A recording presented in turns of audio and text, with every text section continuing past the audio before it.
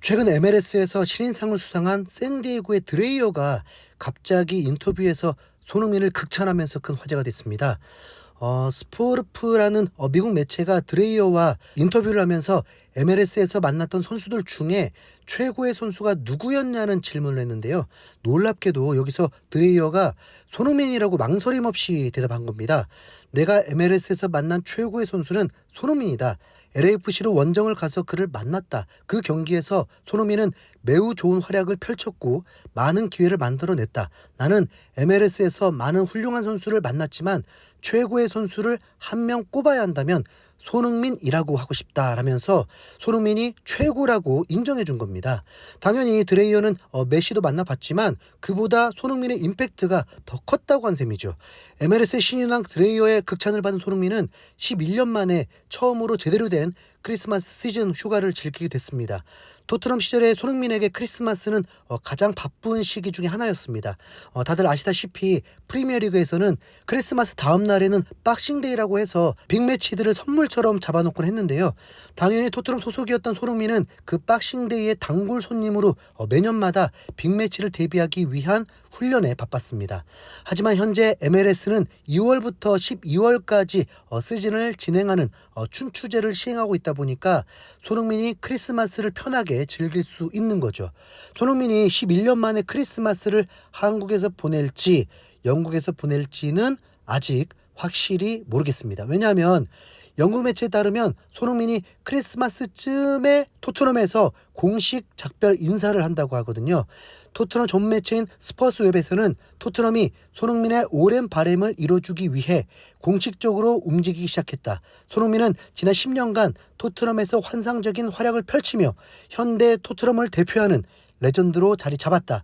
프리미어리그 역사에서도 손꼽히는 아이콘이다. 그의 마지막 공식 경기가 한국에서 열린 프리시즌 뉴캐슬전이었기 때문에 현지 팬들은 제대로 된 작별 인사를 하지 못했다. 토트넘은 12월 홈경기 중 한 경기에 손흥민을 초청해 팬들과 재회하는 자리를 마련할 계획이다라면서 오는 12월 21일에 토트넘 홈에서 펼쳐질 리버풀전에 올 가능성이 유력하다고 봤습니다.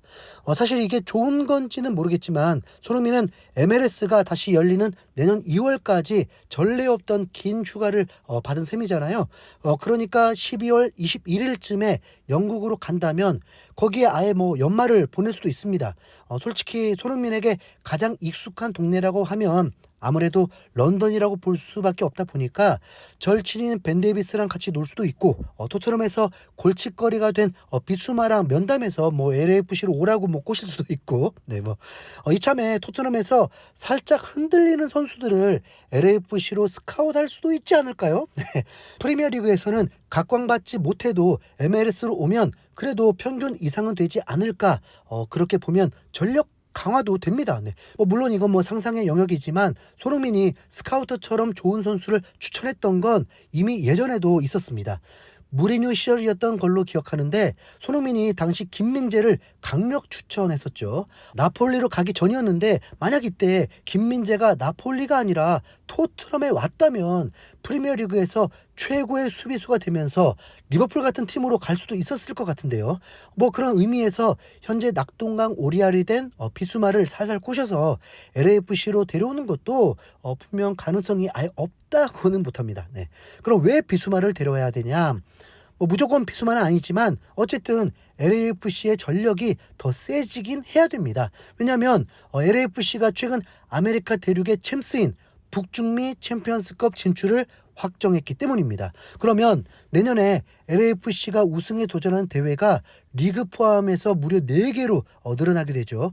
당연히 MLS 리그 우승은 기본 목표고 여기에 미국의 FA컵인 US 오픈컵이 있습니다. 그리고 MLS 시즌 중에 한 달 정도 여름에 쉬는 기간이 있는데 이때 펼쳐지는 북미의 미니 월드컵 대회도 있어요.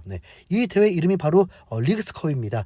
참고로 내년 2026년에는 북중미에서 미니가 아니라 실제 월드컵이 개최되기 때문에 미니 월드컵인 리그스컵은 취소가 됐다고 합니다. 여기에다가 북중미 챔피언스컵까지 진출했으니까 토트넘 시절 부럽지 않은 빡빡한 스케줄로 손흥민이 3관왕에 도전하게 됩니다. 유럽에서 자국 리그와 컵 대회 여기에 유럽 대항전 이렇게 3개를 우승하면 트래블이라고 하는데, 손흥민이 미국에서 아메리칸 트래블이라는 위협을 달성할 수도 있는 거예요. 네.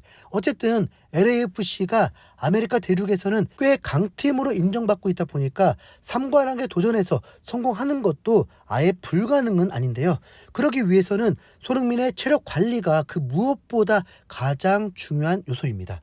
먼저 각 대회가 언제 열리는지 일정을 보면 가장 기초가 되는 MLS는 2월 22일에 개막전을 치를 예정입니다. 이미 전에 드렸듯이 MLS 사무국에서는 제대로 마음먹고 손흥민과 메시의 대결로 2026 시즌의 시작을 알리려고 하고 있죠. 거의 8만석 규모의 대형 경기장인 LA 메모리얼 콜리세움을 특별히 대관해서 최고의 빅매치 무대를 꾸밀 것 같습니다. 그렇게 2월 22일에 시작하는 MLS는 중간에 월드컵 기간 휴식기를 거쳐서 11월 초에 정규 시즌이 마무리되고, 그 이후로 12월 초까지는 지금과 같이 플레이오프 토너먼트를 진행하게 됩니다.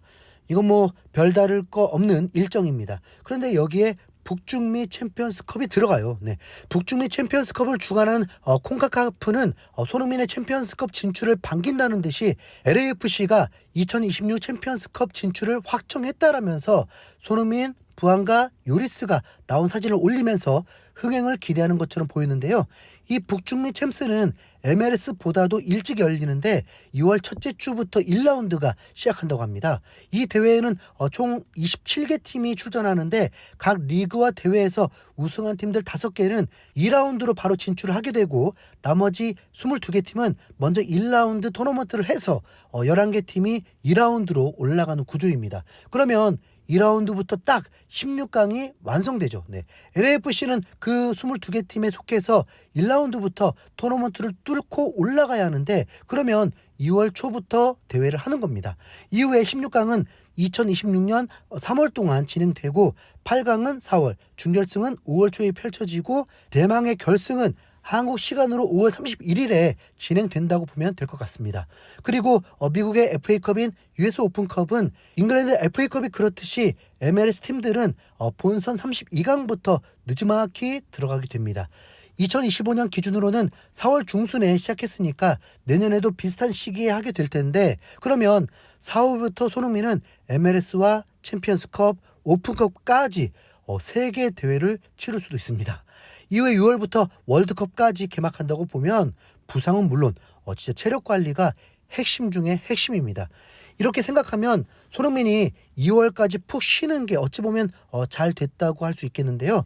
솔직히 10년 넘게 강행군을 이어온 손흥민은 아마 작은 부상은 부상도 아니라고 생각하면서 참고 뛰었을 확률이 매우 높습니다. 네. 실제로 안아골절이 와도 마스크를 끼고 뛰고 스포츠 살장도 참고 뛰다가 수술을 하게 되고, 일단 손흥민은 어떻게든 경기에 나가려고 하는 그런 승부욕이 가득한 선수잖아요.